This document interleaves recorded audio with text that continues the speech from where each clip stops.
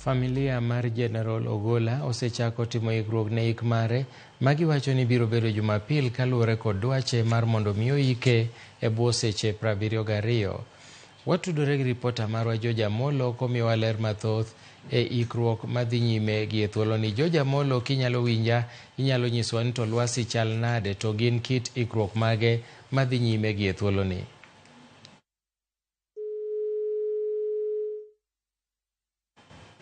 Mana kamano, ng'ikruok obedo matin kamano, kata kamano watemo mondo watudre gi George Amolo mondo mi onyiswa ane ni to ikruok chal nade, nikech ne en dwaro kata wil mar General Ogolla ni kapo ni Nyasaye okawo chunye to mondo ike bwo seche 72. George Amolo, kakori inyalo winja, inyalo ketowa e ler ni to gin ikruok mage madhi nyime gi e thuoloni?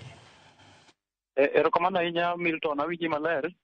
Kendo mana kaka isewacho, en adieri ni General Francis Ogolla ibiro iko chieng' Jumapil mar jumani, mano chieng' tarik 21 mar dweni. To mae biro bedo ka timore koluwore gi nyingo mane oketo. Kane wawuoyo kod nyamin gi Peres Onyango, noleronwa ni Ogolla nowachonegi ni en ka otho to kik ringre mare kal seche 27 Milton. Koro nyaka sani chenro dhi nyime. Ne wantiere dala ma Masumbi kama ema dala gi General Francis Ogolla, kama ne wayudo jonyuolne kaachiel gi nyamin gi Peres no, to giwacho ni chenro gin gibiro dhi godo nyime ni mar General Ogolla nowacho ni en kotho to kik ringre ne budhi. Koro chenro mag ikne osemana chakore, to kata kamano kama ne wadhiye ne en dala gi kumonyuole ma en Masumbi. To e dala ne mang'iya nok wayudo thuolo mar donjo ni mar arita oket kacha mapek mokalo Milton. En arita ma jopiny ok yot mondo mi odonj kacha, nikech kata mana kwan mar jorit omed kacha endo. Omed kanyo jorit kopogore kata gi odhiambo manyoro manyawadhi kanyo, kata obedo ni nyoro be nyok tamwa donjo, to king'iyo kwan jorit manyoro to kod makawuono, iyudo ka makawuono medre. Koro kane wawuoyo kodgi to chenro ma gin godo en mana ni kaka ne General Ogolla nosewacho, gin gibiro neno ni gichopo singo manodwaro mondo mi ike to kapok okalo seche 72 Milton.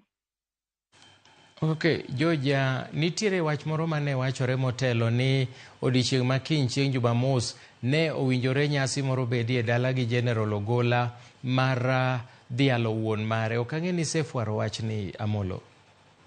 Erokamano ahinya Milton, en adieri ni nitiere nyasi mane onego gibedgo e giko dira ma wachomoni, ka nyasi ne gin nyasi ariyo. Nitiere nyasi mar hingo odiochieng' nyuol wuon mare mano Joel Akech, ma ne dhi rwako hike mar 100. Koro en mano nyasi mane onego bed ni timore e kanisa ma bende ogero mana dala gi Masumbi kanyo, kanisa kamiluongo ni Nduru.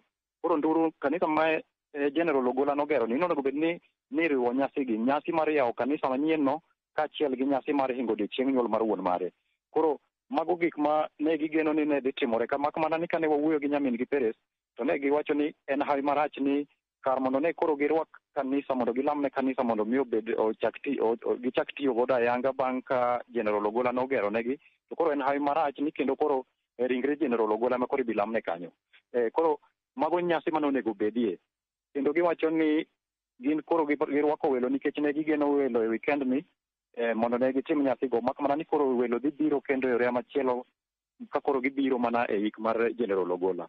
To kane wawuoyo gi wuon mare mano Joel Akech, to owacho ni nyasi mane mar rwake no ero koro ok ochuno ni nyaka ne timre sani, nikech chenro mar Nyasaye koro kendo okelo lokruok e chenro mag nyasi madibetie.